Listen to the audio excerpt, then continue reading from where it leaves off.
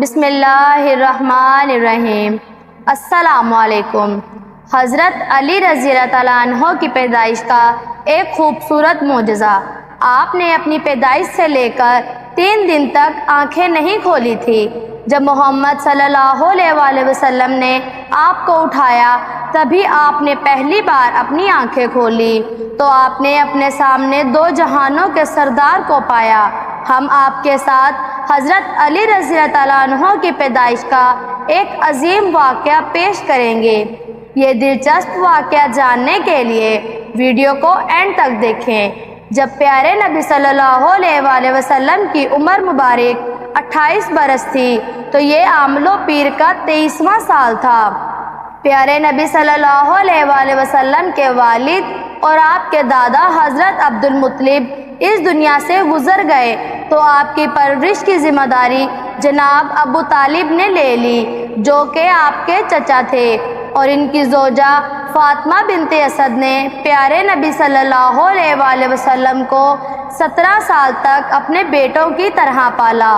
آپ نے آیت ہی نیک سیرت اور اخلاق والی خاتون تھی جنہیں نبی پاک صلی اللہ علیہ وآلہ وسلم اپنی والدہ کا درجہ دیا کرتے تھے۔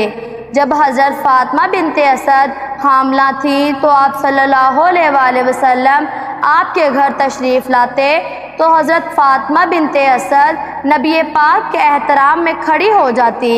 ایک دن پیارے نبی صلی اللہ علیہ وآلہ وسلم نے فرمایا کہ اے والدہ، مجھے یہ بات گوارا نہیں کہ آپ حاملہ ہیں اور میرے احترام میں کھڑی ہوں۔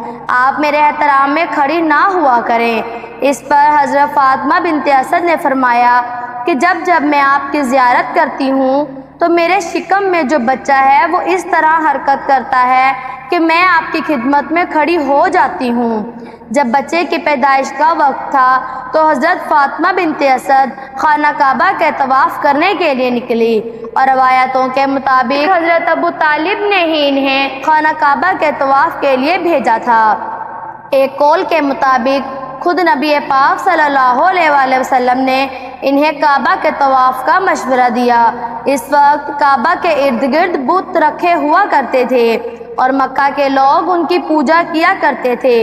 جب حضرت فاطمہ بنت اسد طواف کر رہی تھی تو عین اسی وقت انہیں درد شروع ہو گیا۔ اسی وقت فاطمہ بنت اسد نے فرمایا، اے پروردگار، تجھے تیرے اس گھر کا واسطہ دے کر تجھ سے دعا کرتی ہوں کہ میری مشکلات کو آسان کر دے، اور یہ دعا اللہ کی بارگاہ میں قبول ہوئی۔ اچانک کعبہ کی دیوار میں ایک دراڑ آنا شروع ہوا۔ جب خانہ کعبہ سے ایک دروازہ بن گیا تو حضرت فاطمہ بنت اسد اس دروازے میں داخل ہو گئیں۔ یہ منظر دیکھ کر قریش مکہ دنگ رہ گئے اور مکہ کے تمام لوگ کعبہ کے ارد گرد جمع ہونے لگے۔ وہ اس بات کے منتظر تھے کہ اب قدرت الہی کی طرف سے کیا ہوگا۔ لہٰذا 13 رجب کو خانہ کعبہ میں حضرت مولا علی رضی اللہ تعالیٰ عنہ کی پیدائش ہوئی، لیکن حضرت فاطمہ بنت اسد 3 دن تک باہر نہ آئی۔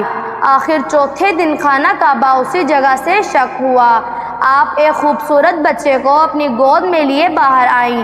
لوگ یہ عظیم معجزہ دیکھ کر خوشی کا اظہار کر رہے تھے۔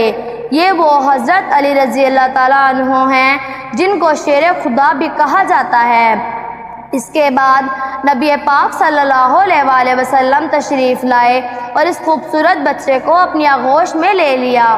کہا جاتا ہے کہ 3 دن تک حضرت علی رضی اللہ تعالیٰ عنہ نے اپنی آنکھیں نہیں کھولی تھیں، لیکن جیسے ہی رسول اللہ صلی اللہ علیہ وآلہ وسلم نے انہیں اپنی آغوش میں لیا تو آپ نے اپنی آنکھیں کھول دی، اور اس طرح اس دنیا میں آنے کے بعد حضرت علی رضی اللہ تعالیٰ عنہ نے سب سے پہلی بار محمد صلی اللہ علیہ وآلہ وسلم کا دیدار کیا۔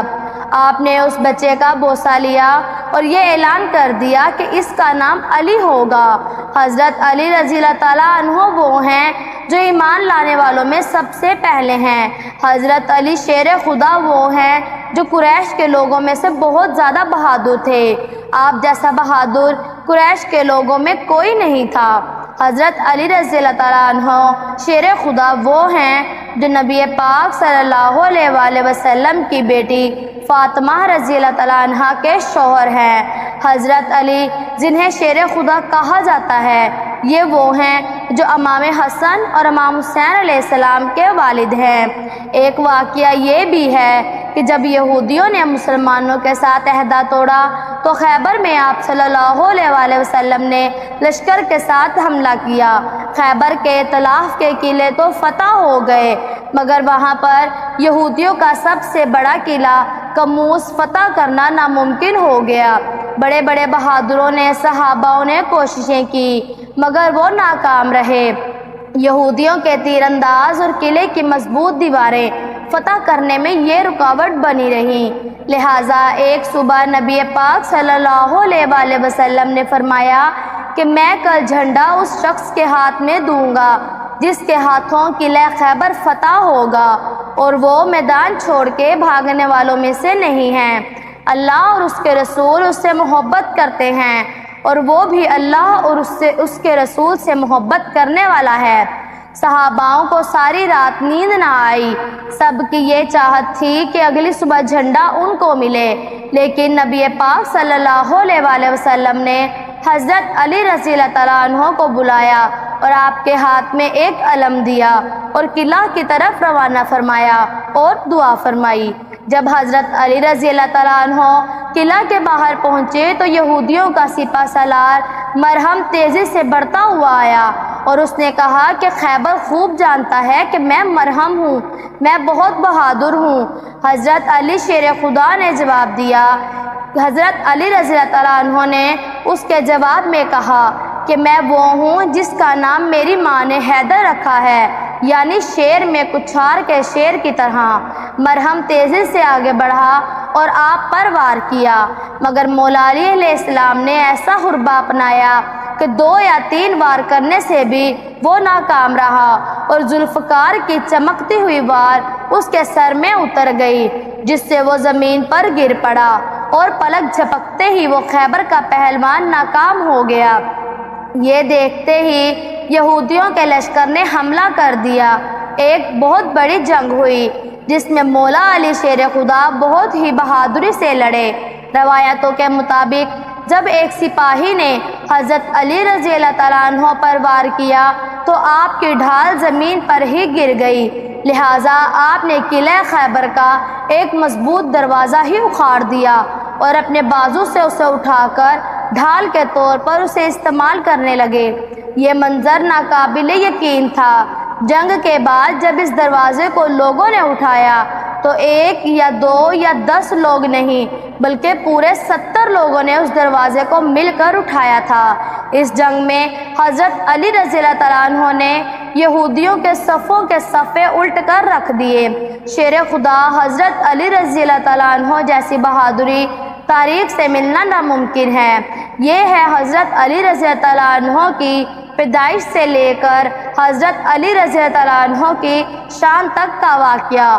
اور اس طرح کی پیاری پیاری ویڈیوز دیکھنے کے لیے ہمارے چینل کو سبسکرائب کر دیں۔ اللہ تبارک و تعالیٰ آپ کے علم میں اضافہ کرے، آمین۔